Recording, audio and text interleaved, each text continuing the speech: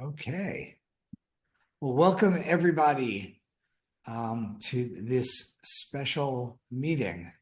Um, as you know, we are on what I like to call it a hiatus, I guess, from our normal um, town halls. And this is a special session. We give our members uh, the opportunity to share some wisdom. We have so many smart companies doing interesting things in our industry.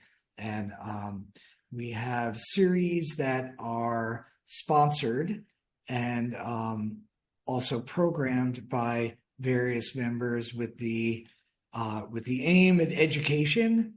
Not selling, even though it is a sponsored opportunity, but really for the idea of sharing wisdom, sharing intelligence, and giving some ideas about the industry. So delighted that with this August hiatus we have from town halls, we were able to schedule this lunch and learn sponsored by Catch&Release, who will be bringing you through a really interesting and entertaining program that hopefully you'll all learn a bunch from. As you can tell, we're in a different mode than we normally are. So this is more of a presentation mode. So they are going to be giving a presentation where there will be time for Q&A at the end, maybe even during, but Q&A will happen via you writing it in. So at the bottom, you will find a Q&A button and you can put questions in there that may be answered along the way or maybe held till the end. But there's a opportunity for that Q&A to happen. So with that, we're going to kick right into it. And I'm happy to introduce Annalisa Gooden, who is the founder and CEO of Catch&Release. And we look forward to what you have to say. Thank you for joining us today. Thanks, Matt. Amazing to be a part of anything AICP is doing. We've been in the community for probably close to 20 years now. So super excited always to contribute in any way to this fabulous community of folks. I'm going to go ahead and share my screen and we'll dive in. Hope everyone's doing well today. Anelka, how are you doing? I'm doing fantastic. Thank you for asking. Anelka and I are going to be your co-hosts today. So you're going to hear a lot from the two of us. Can you see my screen okay? Yes. Awesome. Great. Well, welcome to today's Lunch and Learn. Super excited to share more about sort of our observations in the production industry, working with all sorts of clients, both on the agency side as well as the client direct side. And we'll dive in. So as we kind of kick off here, we're going to be sort of sharing a bit about our backgrounds, sort of what does Catch&Release do, why did it start, and we'll dive into an agenda in a second here too. So for myself, I'm the CEO and founder of Catch&Release. I've been in the production industry since, probably the early 2000s, 2001, 2002. Started out working with independent production companies here in San Francisco, eventually went agency side, worked at Venables and worked in-house at Goodby Silverstein and Partners alongside producers, creatives, editors, and business affairs folks to find content on the internet and make it licensable to be used in commercial spots. That was the sort of origin story for how Catch&Release was born. And Anelka has been working with me for many, many years in different roles. Anelka, why don't you go ahead and introduce yourself? Yeah, thank you. I have been working with you for many, many years. I joined Catch&Release in 2017, and I've had multiple roles. So I started as a content curator, actually, which was a slight departure from my previous experience for the 15 years prior, which was in advertising and commercial content licensing. And that was across the board. That was working at stock houses, at music labels. So it was everything from stills and footage to typefaces to music and audio and speeches.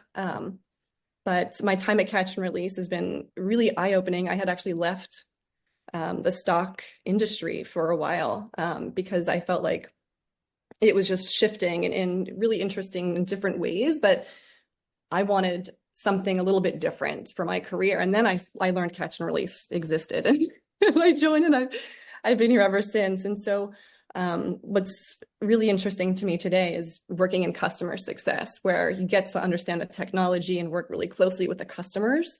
But at Catch and Release, that also means that we're acting like producers and we're managing the production process with the agencies and the brand clients from start to finish. So I'm really excited to be here. And it's going to be interesting to dive in a little bit to what production means in this kind of environment where Catch and Release is really managing everything that isn't being shot on a custom basis. We're managing all of the assets that have already been shot and have been uploaded and shared on the internet. So we'll walk into sort of what production looks like from that lens. So just quickly, what we're going to review today, and we're going to reserve a lot of time at the end for Q&A because we really want to hear from all of you. We're going to review kind of from our perspective, working with clients, what the hardest parts of production are to get right, what the current sort of today's challenges are in production. We're going to spotlight an amazing customer feat, which was a Super Bowl ad for Dove called Hard Knocks. We're going to kind of break into that story, kind of what was the story behind that story, how did it come to be? Some sort of takeaways, tools, and ideas for how you can utilize the internet and utilize searching for assets before you shoot. Some key takeaways, and then we'll go into Q&A. Sound good, Anelka? Should we just dive in? Yeah, let's just dive in. Awesome. So as I mentioned, I got started working on the agency side, sort of in the belly of the beast with producers, creatives, business affairs, editors, really kind of where edits were coming together, where spots were being made. My job was really specific. It was go out onto the internet and find assets that meet the needs of the brief. Anelka mentioned a couple of times her familiarity with stock, and I know everyone on this call has at some point licensed a piece of stock content.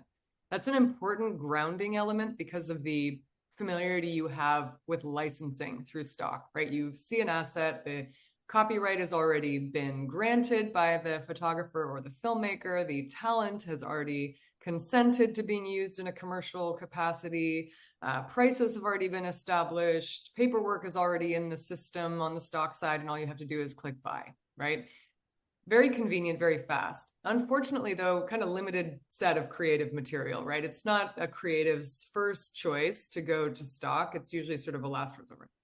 Well, when I was working at Goodby, we were on a massive campaign for Sprint where they wanted to create 300 different spots in 9 months, and they wanted to shoot very little. They wanted to license as much as possible from the internet. And what I learned was the creatives and producers that I was working with wanted a stock-like experience, but applied to this massive set of content options that we now had on the internet. And this was back in the mid 2000s. But now it's become even larger, right? We have an incredible content library at our fingertips that we're not only able to browse and look at and pull from, but we're also all adding to. All of us are adding to the internet's content library. So in a sense, this, like, to use sort of a jargony term, it's become a very democratized space for content capture and content sharing. But what the internet is missing is this frictionless licensability. You can't, you could scroll through Vimeo or Instagram and find something that meets the needs of a brief perfectly, but there's no way to know how much it's going to cost. And is the talent going to be, can the talent be released? And will the copyright owner agree to the terms? It's such a huge piece of friction. And that's what I learned in the early stages of my career was it was one thing to find something great on the internet, but if you couldn't figure out how to make it licensable within the kind of deadlines of the production industry, it was as good as nothing, right? It didn't really mean anything. And then we had to just resort to stock again, or we had to go figure out how to go shoot something, to meet the needs. So I became very fascinated with this gap in the market and started Catch and Release to build the licensing layer of the internet. We've even trademarked the phrase "license the internet." We own it. We believe in it that strongly, and it's been an amazing mission to be on because the internet has only gotten richer and richer from a content perspective. Fueled not only by the amazing population of creators, and by creators, I mean lowercase c creators, people who don't even necessarily identify as professionals, but are making something interesting and great that could be very useful in an edit. But but then missing this kind of licensing piece. So I was very fascinated with bridging this gap between the amazing amount of creative potential the internet represented and how do we make the licensing as predictable as possible. So I set on a mission to raise venture capital, build a product and engineering team, bring folks on like Anelka who have a deep appreciation and expertise in the production community from all the way from production through to licensing, who could help conceive of and build the process for how to make this as frictionless as possible. And I'm happy to say we've done that. We work with tons of people. We've brands and agencies, production companies, edit houses are all using our software to license the internet. So let's talk about, that's sort of what Catch&Release does. Let's talk about sort of some of our observations in the current landscape, because obviously the production landscape's changed a lot even in the last 5 years. So what are we sort of seeing are the hardest things? And I want to turn this over to Anelka, because you really in customer success, or you are on the ground floor with every client that comes through, hearing firsthand what their challenges are, what they're trying to overcome. So why don't you walk us through what are the biggest challenges today when producing a spot? Sure, absolutely. I think that, me personally, I love being in this industry because every project has its own challenges and every project is unique in its own way. However, there certainly are patterns that I see over and over again. And I think it'll be no surprise to most of the producers who are watching that I would say the top two biggest challenges that, agencies and brands are facing today are really tight deadlines, as well as budget constraints. And I think those often work hand in hand. At the end of the day, people are asked to do a lot more, a lot faster with less time. And so that's number one, that impacts productions at every point along the way. And I think because there are those challenges and those hurdles to overcome, there are more production techniques, production tools, technologies that are coming out, which is really great and really exciting, right? I think on the flip side, one of the challenges there is that, as you mentioned, production has changed dramatically. Producers need to stay on top of all of those new techniques, all of the new technologies. And that in itself can be challenging when you're already, up to here with working on your projects, making sure that they're going to be successful on time and on budget.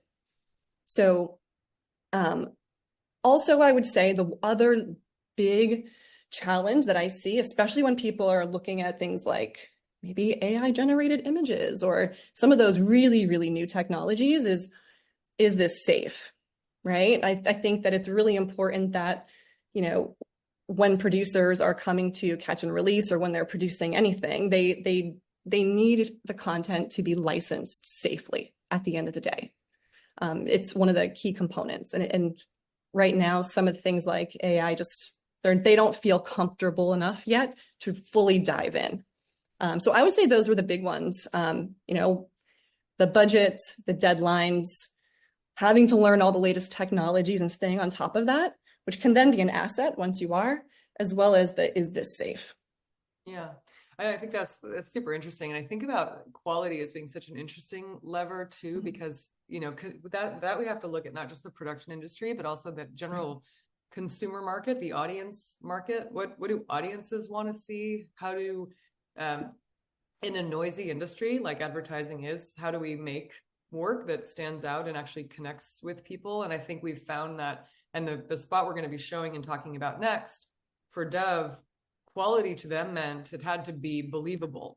The content that they used in this spot couldn't all be shot custom. So half of it was, but they needed this kind of ingredient of authentic, let's call it authentic content, or you might have heard of it referenced like UGC. But they had a very specific aesthetic that they needed as an ingredient in their brief in order to then achieve quality in the marketplace once they aired the spot. And so when you think about, the internet as a source of this, a major source of this ingredient, the predominant source of the ingredient of authenticity, how do you solve for price when there's no price tag on a piece of internet content? How do you solve for licensability when there's no license associated for commercial use with an Instagram photo? So we're going to walk through the ad and talk about how how we were able to, how Catch&Release helps producers navigate not just the quality, but also the price predictability and license security that you really need in order to do anything well in today's market.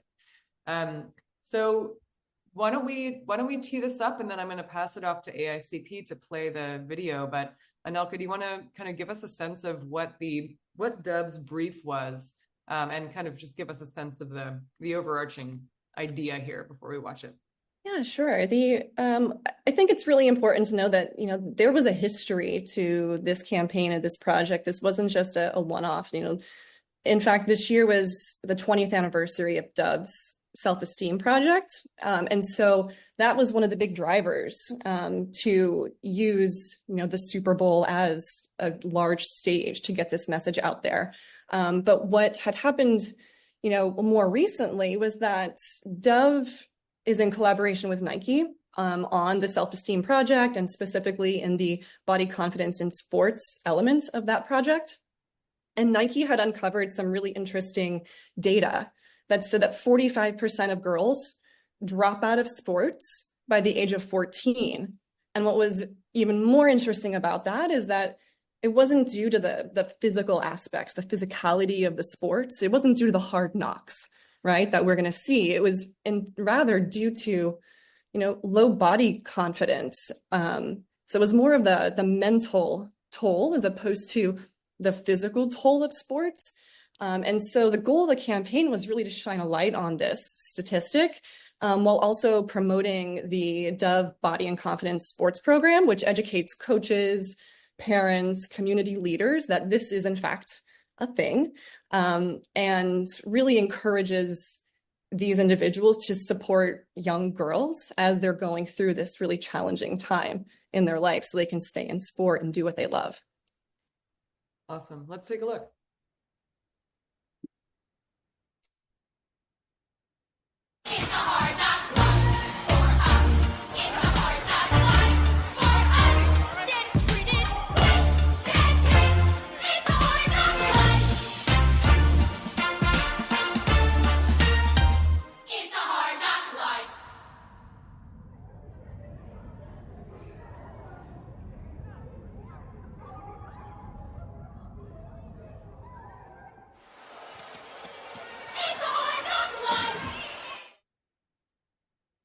And Anelka I've seen this commercial, I mean, 4,000 times, and it always gets me.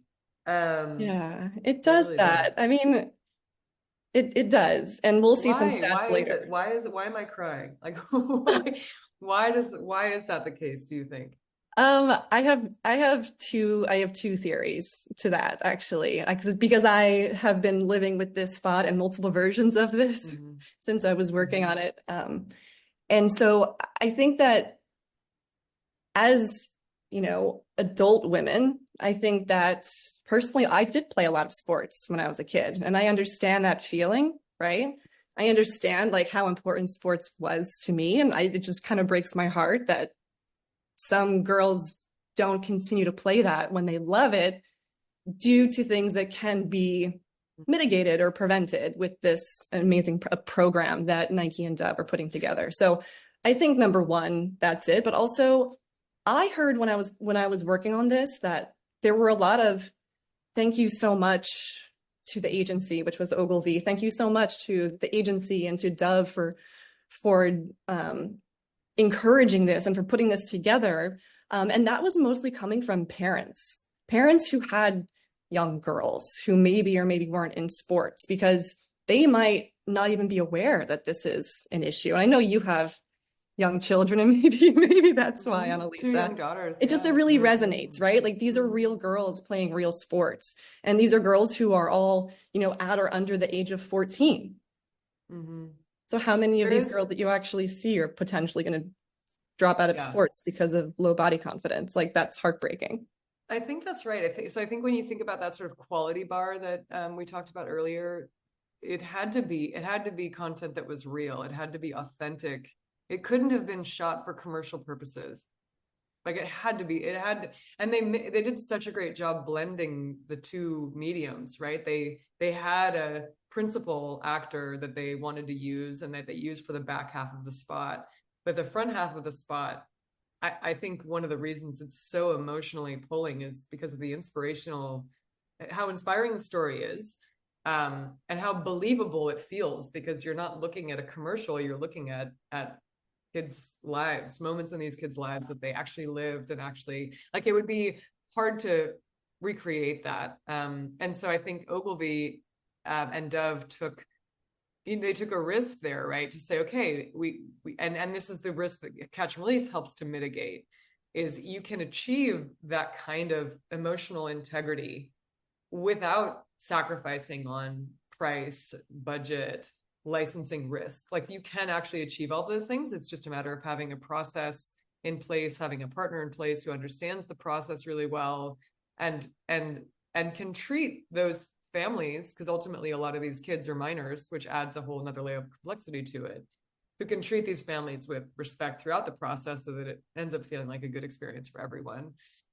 So let's take a closer look at the sort of story behind the story. Walk us through, Anilka, how does a bill become a law in this world, when you're sitting on a brief that could really benefit from something authentic? You don't want to, stock won't be right for it. Maybe custom production won't quite be right for it, but something else is right. Something that you found on the web could be amazing for something. Like, how does it work? How did it work in this case? Yeah, this case was a really interesting story because, as you know, this was meant to be a Super Bowl spot. And so there were a lot of eyeballs on it. And in fact, the agency tried more traditional production techniques first. They did try to shoot this all original production. And when they saw the results, they realized that, just as you mentioned, there was just something missing, and they felt that they had time. So they felt, maybe we can do something else. Maybe we can do something more. So by the time that Catch and Release was brought into this process, it was pretty late in the game. I'm not going to lie. We're going back to the challenge of the timeline. Yeah. This project had a very, very challenging and tight timeline. So to give you an idea, we started the project with a creative call to really talk through the creative, talk through the brief they had put together, what had worked, what hadn't worked from what they had already tried.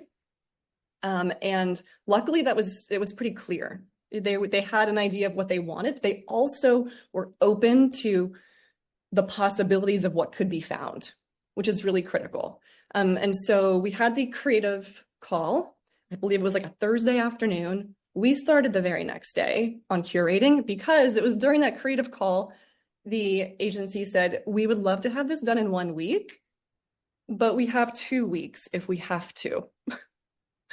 We have 2 weeks. And so we started the very next day to curate this content. And so we did 3 rounds of curation, 1 per day, sending what we had found that day to the customer at the end of the day. Because when timelines are this tight, we don't have the luxury of just waiting 3 days and sending it all at once and waiting a while they review. And so we were very fast. Everything was happening all at once. We had sent all of the shots that our amazing Catch and Release team had curated. During that time, the Catch and Release platform was there to note parts, what was working, what wasn't. The client was able to review everything with their team. They were able to add comments of what they were loving. And then after 3 days, we started putting shots into clearance right away. Because again, we knew we only had at max 2 weeks to get this entire spot done. And so luckily, within 24 hours, we already had 2 shots of that first mix, which I believe was 6 total. We had 2 shots that were already approved, ready to license on the Catch and Release platform. And what's important there is that a lot of people might not know this. When we say shots are ready to license, that means that we actually have signatures on agreements. These are not verbal approvals. It's normal to get verbal approvals in 24 hours. It might not be normal to have people verbally approve and then also have signed agreements, which is really important. Totally. And just to add to that, Anilka, like, how often were these people that were familiar with the process of commercial licensing? Did they know the process, how to get paid, how much was fair, what they're signing off on? Like, how comfortable were people? There was one person knew, only because there was 1 stock shot in here. The rest was UGC from the wild, from everyday people. I would say like you and I, but you and I are very familiar with licensing. So it wasn't even like you and I. It would be like my sister, the nurse, getting a call or an email from somebody. And so there's a lot of education. We've systematized this process. I mean, I think I've cleared 10,000 pieces of content from the internet since I've sort of set foot inside of Goodby a million years ago. But collectively as a team, hundreds of thousands of shots. And so by the time we set out to build tech to support this process, we knew really, really well how to communicate with someone who's just like your sister, versus someone who might be, you know, a budding director living in LA and has an appreciation for the process and the protocol. And we've even built, you know, automated pricing calculators to navigate the usage. You know, where's this going to get used? What's a fair market price for this? Even if you are a director in LA versus your sister, the nurse, like if it's being used in a Super Bowl ad and it's got this kind of time band on it and this kind of geography, there is a market rate for that. There's a market price for that we've helped establish. So we've been able to get that timeline down of the predicting the price, predicting the time to license down to almost to basically a science. Which really helps, because then we really want clients to be able to do is focus on the front end of this process, which is collecting the best content possible, collaborating with their team members, sourcing alternates when edits are changing and scripts are evolving. Like that's where we want our clients to be able to focus, and we handle all the back office. Like we handle all of the dotting of the I's and crossing of the T's. Exactly. And thankfully, you know, because we have done this thousands of times, we were able to get every shot that they wanted, plus backups. In case one or two shots fell through, we were able to get everything cleared from the briefing call till the final clearance. I believe it was a week and a half. And then we just had one shot, which was the final one with the little girl on the uneven bars. It was the perfect shot. It was a hard knock, but not too hard. And then she looks at the camera and smiles. Like that was the perfect shot. So that was the one slight straggler that took us to almost a total 2 weeks. That was the one that was giving me a little bit of anxiety. But we were able to get it through. And to your point earlier, one of the additional challenges here is that these are minors, right? And so parents, you know, rightfully so, should be and can be very protective of their children and putting their children in ads, especially when it's an ad that is on arguably the largest stage in the US, Super Bowl. Yeah.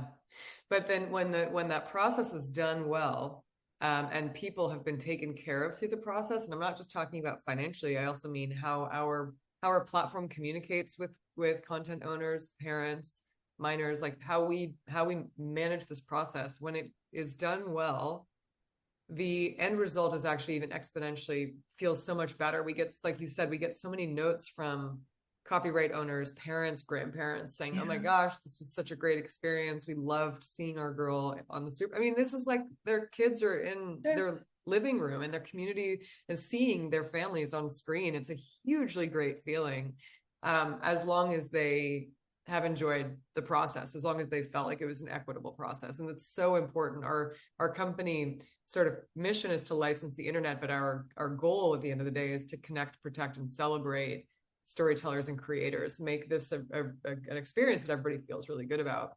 So I think one of the lessons, and Elke, you touched on this when you said that they came to us quite late, and that happens all the time, right? I mean, producers are running around like chickens with their heads cut off. You've got multiple vendors and lots of different ways that spots can come to life. And so oftentimes, you know, we're dealing with things that have already been kind of in process for a while. But one of the behavior changes that we're seeing in the market is way more producers coming to us who have already searched the internet, have already identified either it's in a RIP somewhere, or it's already in a brief, but actual assets have been identified, and you can use Catch&Release's platform for that level of inspiration. Not only do we have curation abilities, we also have a creator community where folks who've licensed content in the past have linked their social accounts to Catch&Release. So you have this growing pool of licensable content from people all over the web. So I'd use Catch and Release before you go to TikTok or before you go to Instagram, because we have licensable assets there. But we also have content calls. Our customers can take a brief and they can post it to Catch and Release, and all of our creators can look at it and say, oh, I've got shots that I haven't uploaded to the internet yet that would be a good fit for this brief. And you can also bring stuff that you found online to Catch and Release to manage the licensing. So there's a lot of ways that our platform supports you. But I think the key here is the earlier in the process you start using the internet as your sandbox creatively, the one step closer you are to a final production if those assets can be licensed. When you're putting something together for inspiration and you're just pulling shots, whatever works, that's amazing. But if you know that content can ultimately be licensed, you're actually that much closer. And what we're seeing a lot of our clients do is actually looking at the internet first, finding sources of inspiration that Catch and Release can determine are licensable, and then figuring out, okay, what's left in the story to put in? What do we need to go shoot? It's a different way of thinking about your budget allocation. You can think of like, wow, if we could license 50% of the spot could be licensed first, then we can really focus on the shots we actually need and have to shoot. And it can be a really agile way to stretch your production budgets and also your timeline. If you Lisa, I would even with half of it done. I would say I would add one more thing to that. I totally agree. I am seeing this much more often. I would take it one step further, because there are some agencies and brands today that are searching not just before they're shooting, but they're searching before they're writing. And that's really, that's fairly new, because now people are starting to realize that not only can you find the visuals on the internet and finally have a way to license them, but what's happening in real life with real people online is more than just visuals. I mean, this could be people's story. This could be the copy of the ad. And so I would say, yes, search before you shoot. Consider even searching before you're writing. Yeah, right. Yeah, that's a great point. And we do have that, there's like so much surprise and delight in some of this content. You don't quite know exactly what you're going to see, because it's almost like making a documentary, right? So you kind of have to find the story as you go. So that's a great ad. And I think we try to, one of the things I think our product has done really well, and I highly encourage everybody on the call to go and sign up for an account and start poking around. We built storyboarding tools. We have made it really easy for you all to collaborate with each other. So in the early stages, an art director and a copywriter should join in together and build collections and start using comments to, insert script ideas. There's a ton of tooling that makes that early ideation and development of ideas possible. So I'm super excited to show you guys more as you dig in. So let's go back to the spot for a second, because what was okay, fine. So they took a big risk and did this in a totally new way. Was it worth it? Seems to be worth it based on all the award nominations and the response. I guess, subjective, is it worth it? But I absolutely think so. I think not only was it a great spot that resonated with the audience, which I think you see on the next slide, but it just proves that Dove did a really great job, culturally listening to what's happening in the world, right? With regards to women and sports. And so, whether that was Caitlin Clark or Megan Rapinoe, there's a lot happening there. And I think it was really interesting that, Dove is they've been working with women and supporting this sports program for a number of years. And so it's no surprise that they did this, but I think they did it at a really good time for them. And you can see here, the market response was very positive. Good value, trustworthy. That's an interesting one, right? Like that the spot helped boost trust in the brand. It's amazing. And wholesomeness, that's an interesting vector too. Yeah. And I think it'd be, we can't go back in time to redo it, but it would have been interesting to A/B test two spots, one without this ingredient of authentic content and another with it. That's fascinating. Well, I think we're going to take a few moments. I think we've covered a lot of ground here. I hope some of the subjects are resonating, and I'm sure a lot of the folks on this call have their brains are kind of turning on projects that they've done or challenges that they've had. So I'd love to hear from folks. I'm going to go ahead and exit for a moment, stop my screen share. But yeah, if there's any questions that anyone has, please feel free to share, or any past experiences that you have, positive or negative, with changing your production style and using content in this way.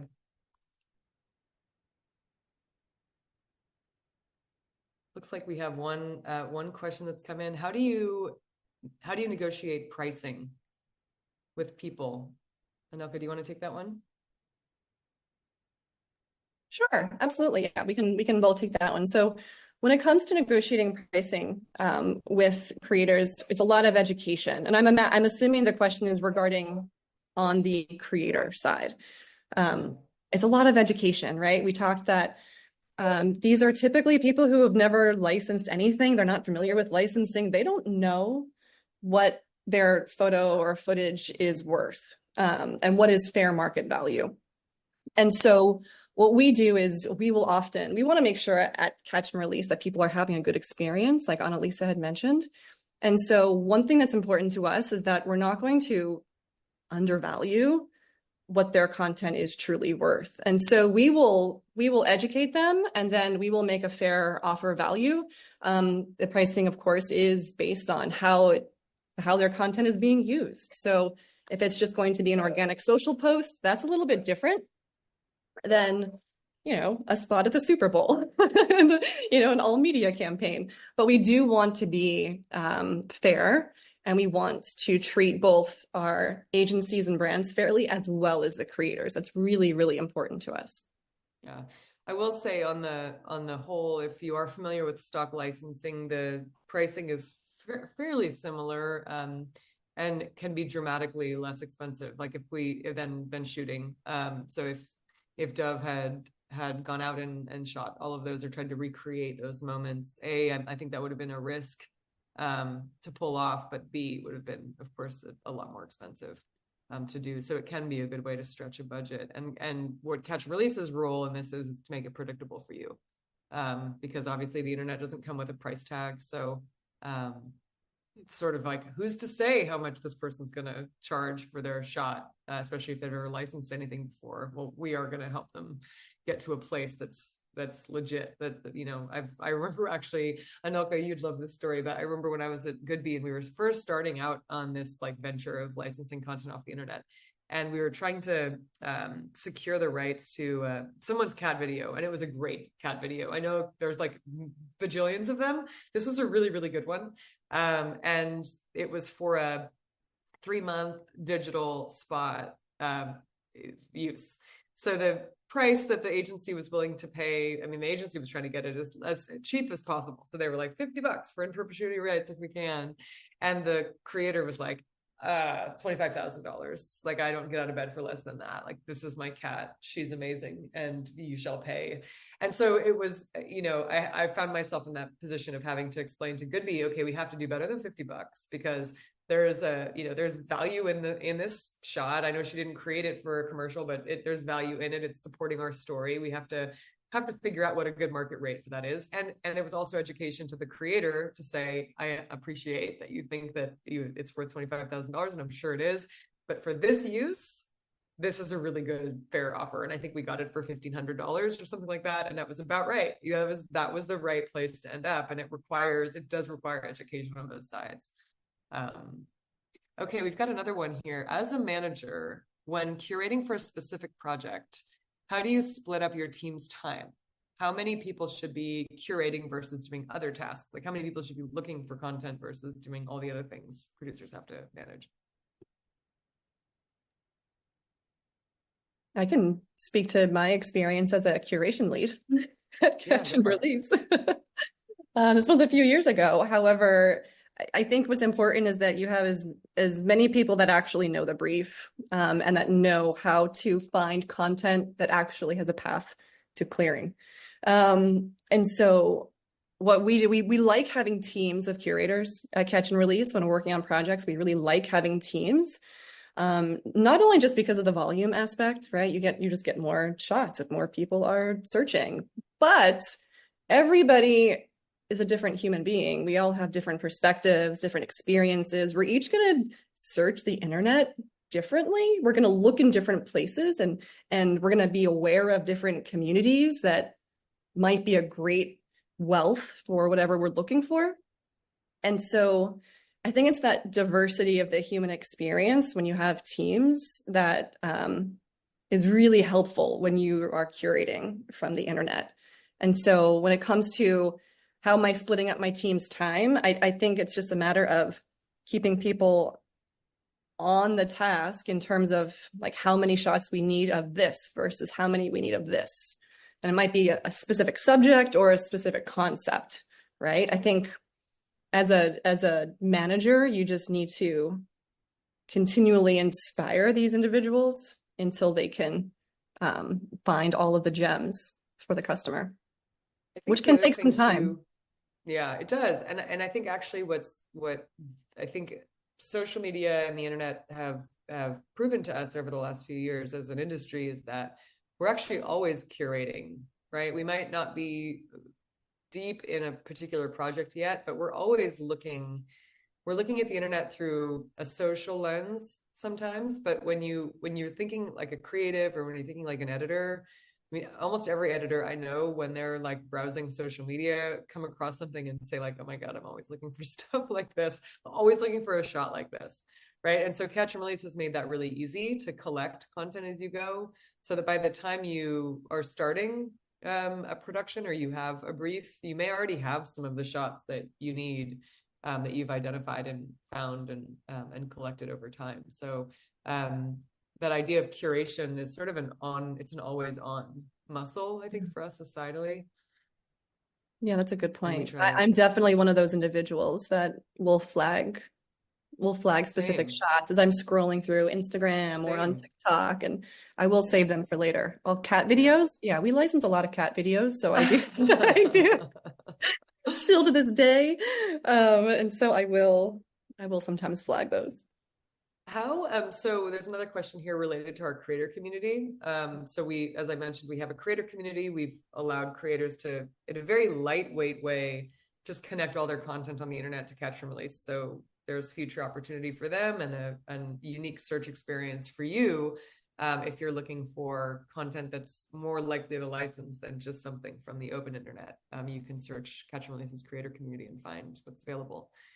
So what is one of our audience members is asking, what's your advice for taking the plunge and inputting your first search? Like what I'm hearing from this question is like, give me some tips and tricks on how to do a successful search. Because sometimes I will just add a little bit more to this person's question. It's sometimes daunting. Like Instagram wasn't built to help a producer find or an editor find the perfect shot for this moment in a brief. Catch and Release is really good at that. And so how would you advise someone looking for something specific to use our tools to search? That's a great question. In fact, our tools are a lot easier than searching Instagram or the general internet. And that's because of the search in our creator community is AI powered. There aren't keywords, there aren't hashtags that we're limited by. And so because of that, you can input a search like you would normally speak. You don't have to think about the words you might put in if you were searching a stock house or what you might look for in a hashtag on Instagram. You could do something much more casual and see what pops up, right? And there are a few, like one pro tip that I give everybody. If you are looking for something maybe a little bit more polished or a little bit more produced, you can type in your run-on search and then just put cinematic on it, right? So this could be something, and it doesn't have to be subject matter based. It could be conceptual. It could be this idea of teamwork or modern motherhood cinematic, winter wonderland. Like, let's see what pops up. And this is what I was saying earlier about you never really know what's going to show up until you start searching. Yeah. Well, that's because the internet's alive. Like that's that's the difference between the internet and a stock library. Is that the internet's a living, breathing. I mean, it's a different internet now than it was when we all first joined this webinar, right? Like, yeah, and that's the amount of exciting. content that's been added. Yeah, exactly. It's a And challenge. it keeps pace with culture. It's a challenge, but it's an opportunity more than anything else. If you start to understand the tools, if you start to understand, especially catch and release, when you have already a safe corner of the internet that is, licensable, more licensable, that's a great place to start. So if you're looking to start anywhere, I would recommend starting there, and not just because I'm at Catch and Release, but that is, constantly refreshed. It's up to date with culture, and like what's happening today will be posted today on people's socials, which means it is surfaceable today in search. And that's really exciting. Yeah, and it's important also, I think, too, to create an experience, because all of us are not just storytellers, we're also creators ourselves, right? We're also participating. And so actually highly recommend anybody on this call join the creator community too, and maybe license some of your content, but it's very little work for you to do that, right? We don't ask you to set prices. We give you some basic parameters on what kind of licensing relationship you're comfortable with. You set those preferences and your content automatically streams to the marketplace, and we take care of everything else. So we try to reduce as much friction for the creator as possible, because we know that they're doing other things, right? Like your sister, she's a nurse. She's not checking to see what she's licensed today every second of the day. She's got other things to do, other priorities. So we really do try. You wouldn't even know which keywords to add. She wouldn't know. She would not. No, 100%. Yeah. Amazing. Here's another question. Do you charge for curation? How much does it cost? So just as a reminder, we do have an amazing team of curators, and Anelka was one of them and helped build that department, who can just jump in and be your eyes and ears for a few weeks while you're getting, the initial parts of the project underway. So why don't you describe a little bit more about what curation services are? Sure, absolutely. Today, Catch and Release, curation by our expert curators is something that we charge for. And so there are levels that you could select based on if you just need, let's say, one topic search. So you have just one specific thing or one specific concept you need searched. That's a different ask than, hey, I have this entire project and I need 100 shots licensed. So and so the pricing does scale with what you need and what we recommend. And so it is from $950, upwards. And so you could talk to one of the experts at Catch and Release and get a specific quote based on your project. So tell them a little bit about your project, tell them a little bit about what you're looking for, and they could give you an exact quote of what that would be. But that would be our expert curation teams sourcing content, not just that matches the brief, but also that has a really good chance of being licensed. They are responsible curators. They're not going to put something in front of you that has no chance of getting through the clearance process. We would never do that to you. And also, the idea of even going above and I mean, there's the kind of kickoff call where you'll get assigned a curation lead who really deeply understands the strategy, the ideas, what's working, what's not working. We'll talk to the creatives. We'll understand exactly what if you were searching yourself, what would you be looking for? We want to just be that close to as an extension of their brain. And sometimes that means we'll pull wild card things that, maybe are slightly adjacent to the ask, but are super interesting. And so it could be a nice way to just add a new perspective into your creative process. So yeah, thanks, Anelka. All right, we've got another question here. Does your cleared content clear all of the people in the videos as well, not just the creator? Great question, Anelka. Yeah, it certainly could. So we work really closely with you and during your productions. So some people want the copyright, of course, cleared, as well as every model. In that case, we will clear every model. We will reach out, negotiate, and get agreements with every model.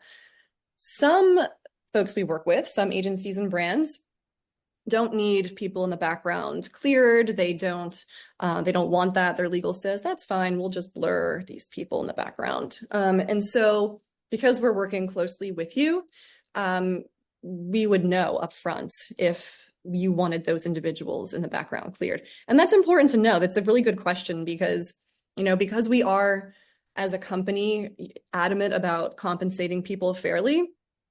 If we know you want the two main models cleared and not the people in a semi-blurry background at the family reunion, we know that we focus the budget and the efforts on just the copyright and those two individuals. So really it's up to you. We work with you. We're flexible. I mean, Catch and Release will always err on a conservative side and clear as much as possible within a shot. But something that is worth mentioning is that the Catch and Release platform will always tell you exactly what we're clearing, but it'll also say what we're not clearing. So if there were people in the background, we would let you know. So there's no surprises on what is being cleared we and what's not. understand, like on a base level, it's copyright and talent. We know that anybody who's recognizable and anyone whose assets being used needs to be cleared. So that's at a base level. But there's all sorts of like sneaky IP that can like sprinkle into shots. So like Anelka's talking about, like, is it a crowd shot and there's people in the background that are total strangers to the main, OCPs that are in the front and the foreground? Yes, I mean, we're not going to clear, we can't clear with any reasonable effort somebody who no one can identify. But there have been, there certainly are spots where we've tracked down people who were really, really hard to find and have gotten their permission and clearance. So it can, I remember calling once, the copyright owner was this guy who was a fisherman and he was at sea for 9 months out of the year. And I ended up tracking down a boat phone number for him, like a satellite phone on the boat, and talking to him. And he didn't have an email address. He didn't have a computer. He didn't have a way of sending any kind of email. So the business affairs team at the agency was like, we will accept a voice memo where he agrees to the terms and conditions of the model release before we air the spot, because we were going to air it like 6 months before he got home. So stuff like that can totally happen. It is definitely the challenges of production. The challenges are real, but they are super, super fun to navigate, at least for us. That's why we've kind of focused on this forever. All right. Well, I think that's a wrap. I'm not sure we're going to be able to get to every question. We've got, I think, just a few minutes left, or 2 minutes left here. So we're probably wrapping up. Brian, back over to you. If you'd like to say anything before we wrap up today. I just want to thank everyone for showing up today, and thank the two of you for such a fantastic presentation, and hope everyone has a fantastic weekend. Thank you. Thanks so much, Brian. Thanks, Matt. Thanks all of AICP, and do feel free to reach out to us if we can be helpful on anything. I'll just share the last thing with you that, start searching on Catch and Release. It's free. Use it as inspiration for your next campaign. Invite your colleagues, reach out to us, and we'd love to work with you guys. All right, everybody. Thanks, Anelka. Thank you. All right.